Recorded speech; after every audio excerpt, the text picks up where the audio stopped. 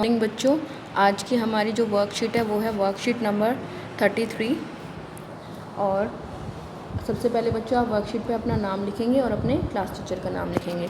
बेटा इसमें जो हमारा चैप्टर शुरू होने जा रहा है वो है मेटल्स एंड नॉन मेटल्स, जो हमने थोड़ा सा पिछली वर्कशीट में भी स्टार्ट कर दिया था और जिसमें हमने उसके मेटल्स के फिजिकल एंड केमिकल प्रॉपर्टीज़ के बारे में थोड़ा सा पढ़ा था।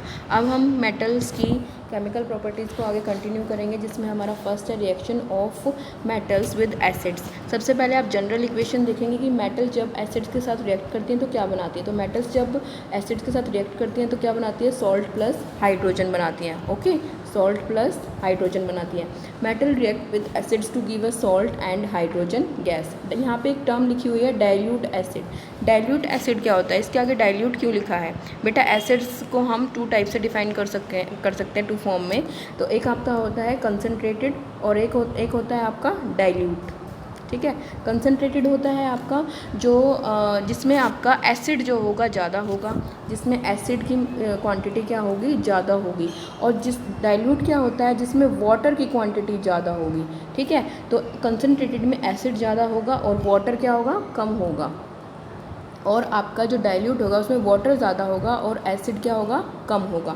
तो हम ज़्यादातर लैब में कोई भी एक्सपेरिमेंट वगैरह करते हैं तो हम डाइल्यूट एसिड का ही इस्तेमाल करते हैं ताकि हमें कोई ज़्यादा नुकसान ना हो। इसके बाद हम इसकी रिएक्शंस देखेंगे। सबसे पहले आपकी रिएक्शन दिखाई गई है यहाँ पे Na मतलब सोडियम की डाइल्यूट HCl के साथ। जब सोडियम डाइल्यूट HCl के साथ रिएक्ट करेगा तो वो क्या बना रहा है, NaCl, ये कॉमन सॉल्ट होता है आपका, प्लस H2। तो NaCl आपका क्या है, सॉल्ट, और H2 क्या है यहाँ पे आपकी गैस है, हाइड्रोजन गैस। इसी तरह से जिंक जब HCl के साथ रिएक्शन करेगा तो क्या बनाएगा, ZnCl2 एंड क्या बनाएगा वो आपका हाइड्रोजन गैस। ठीक है बेटा। अब इसके बाद आपका थर्ड लिखा हुआ है यहाँ पे, copper does not react with dilute HCl। कुछ मेटल्स जो होती हैं बहुत ही जल्दी रिएक्ट कर लेती हैं, कुछ धीरे धीरे रिएक्ट करती हैं और कुछ बिल्कुल ही रिएक्ट नहीं करती। तो यहाँ पे कॉपर एक ऐसी मेटल है जो HCl के साथ रिएक्शन नहीं करती। ठीक है।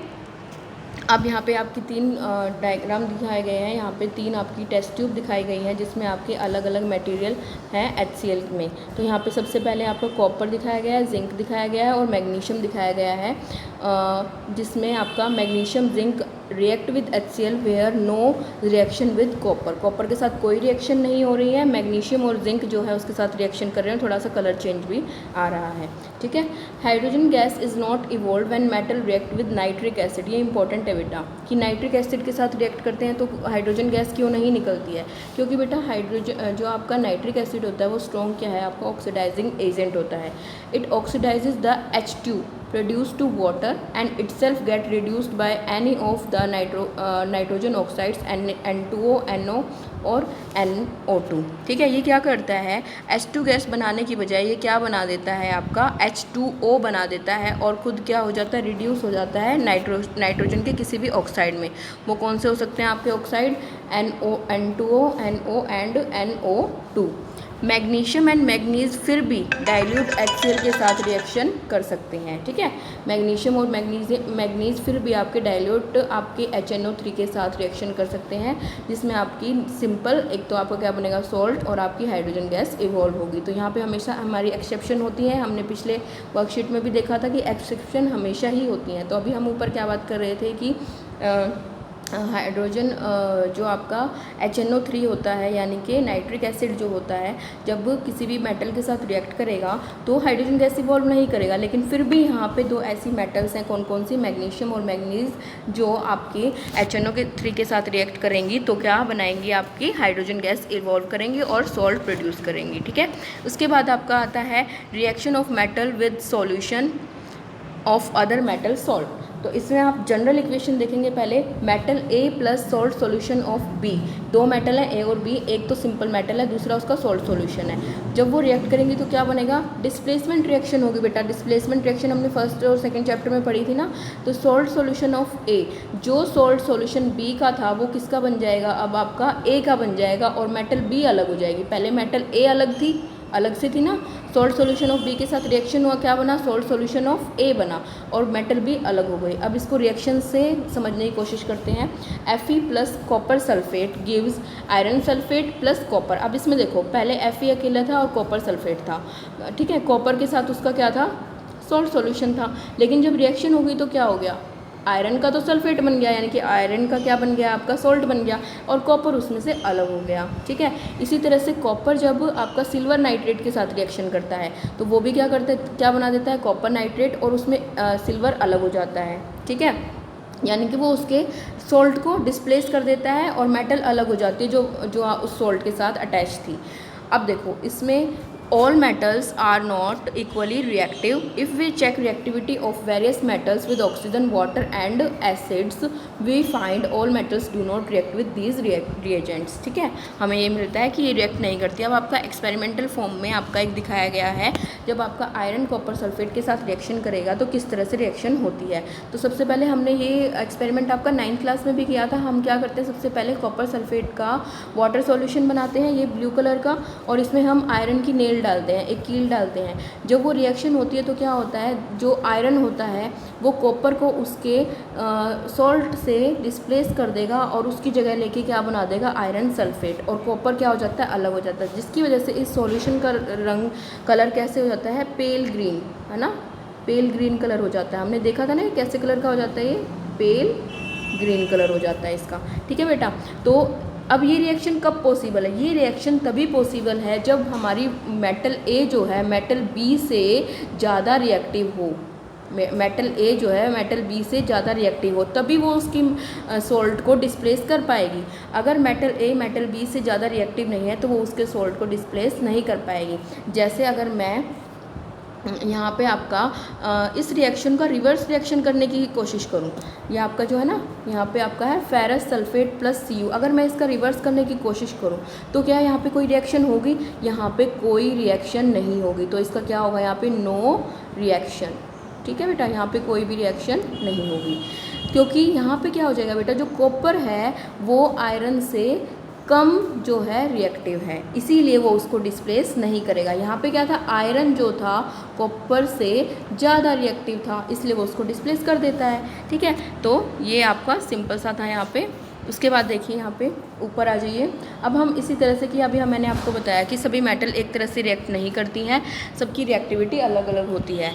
तो इस तरह से आप रिएक्टिविटी सीरीज़ देखेंगे आपकी, जो पोटेशियम से स्टार्ट होती है और गोल्ड तक जाती है, और सबसे ऊपर जो होते हैं मोस्ट रिएक्टिव, बीच में रिएक्टिविटी जो होती है फिर नीचे नीचे डिक्रीज़ होती जाती है, और सबसे लास्ट में क्या होते हैं, लेस रिएक्टिव होते हैं। बीच में जो होते हैं ना आपके मैग्नीशियम, एल्युमिनियम, जिंक और लेड तक, ये हमारे जो होते हैं मॉडरेट रिएक्टिव होते हैं। यहाँ तक सभी धातुएँ जो हैं, सभी मेटल्स जो हैं रिएक्शन कर जाती हैं। जो नीचे वाले हैं ना आपके कॉपर, सिल्वर, मरकरी, गोल्ड, ये जो होते हैं बहुत ही लेस रिएक्टिव होते हैं, बहुत कम रिएक्ट करते हैं, और सबसे ऊपर वाले बहुत विग्रसली रिएक्टिव करते हैं, सोडियम एंड पोटेशियम। हमने पिछली वाली वर्कशीट में ये देखा भी था कि वाई हम उसको सोडियम और पोटेशियम को केरोसिन ऑयल में क्यों डिप करके रखते हैं ना, क्योंकि वो ज़्यादा रिएक्टिव है ऑक्सीजन और वाटर के साथ। ठीक है, देखिए अब इसमें नीचे while metals from magnesium to lead, metals from magnesium to lead, देखिए metals from magnesium to lead, magnesium to lead मैंने आपको बताया जो मॉडरेटली रिएक्टिव होते हैं तो ये सबके साथ ही करेंगे। Metals from copper to gold are highly unreactive, don't reactive with any other substance in normal conditions. This is the reason why metals like gold don't get corrode easily and don't form oxide. जब भी तो हम ज़्यादातर jewellery जो है gold ही बनाते हैं, हम पहन के भी रखते हैं, लेकिन उनका कोई कलर चेंज कुछ भी नहीं होता क्योंकि वो ऑक्सीडाइज नहीं हो पाते। While metals such as zinc, aluminium, magnesium and calcium are readily form their oxides. ठीक है, hydrogen is a non metal but still has been included in the reactivity series as it helps in the comparison. Hydrogen जो है आपकी वो क्या है, non metal है, metal नहीं है, वो क्या है आपकी नॉन मेटल। ठीक है, helps in the comparison of reactivity of the metals. अब देखिए यहाँ पे क्वेश्चंस हैं आपके। Latest practice, which gas is produce when dilute hydrochloric acid is added to the reactive metal, write the chemical equation when zinc reacts with dilute HCl। तो इसमें हमने ऊपर सबसे पहले किया था ये वाला, जिंक जब आपका हाइड्रोक्लोरिक एसिड के साथ रिएक्ट करेगा और कौन सी गैस निकलेगी इसमें आपकी HCl। तो फर्स्ट का आंसर आपका यहाँ पे हो जाएगा, ये वाली रिएक्शन लिखेंगे आप। ठीक है, सेकंड देखिए, सेकंड में आप देखेंगे what happens when copper react with silver nitrate solution. यहाँ पे आ जाइए, जब कॉपर जो है सिल्वर नाइट्रेट सॉल्यूशन के साथ रिएक्ट करेगा तो कौन सी रिएक्शन होगी, डिस्प्लेसमेंट रिएक्शन होगी। और इसकी पूरी रिएक्शन इस तरह से जो आपका सिल्वर होगा वो कॉपर को डिस्प्लेस कर देगा। कॉपर जो है वो सिल्वर को उसके सॉल्ट से, यहाँ पे कॉपर है ना, कॉपर जो है सिल्वर को उसके सॉल्ट से डिस्प्लेस कर देगा, यहाँ पे डिस्प्लेसमेंट रिएक्शन होगी। ठीक है। ए solution of copper sulphate was kept in iron pot. After few days the iron pot was found to have number of holes in it. Write the equation of the reaction that took place. हमें reaction बतानी है। तो इसमें copper जब iron जो है copper sulphate के साथ रिएक्शन करेगा तो इस तरह की आपकी ये वाली रिएक्शन होगी थर्ड वाले आंसर में। ठीक है। फोर्थ क्वेश्चन देखिए बेटा, ये टेबुलर फॉर्म में रिएक्शन है। आपको पहले इस टेबल को रीड करना है और फिर इसका आंसर देना है। पहले आप इस क्वेश्चन को खुद से पढ़ के रीड करेंगे और आंसर देंगे, फिर मैं आपको इसका सॉल्यूशन डिस्कस करूँगी। ओके बच्चे, तो सभी बच्चे वर्कशीट को कंप्लीट करें और टाइम से इसको भेजें। Thank you students.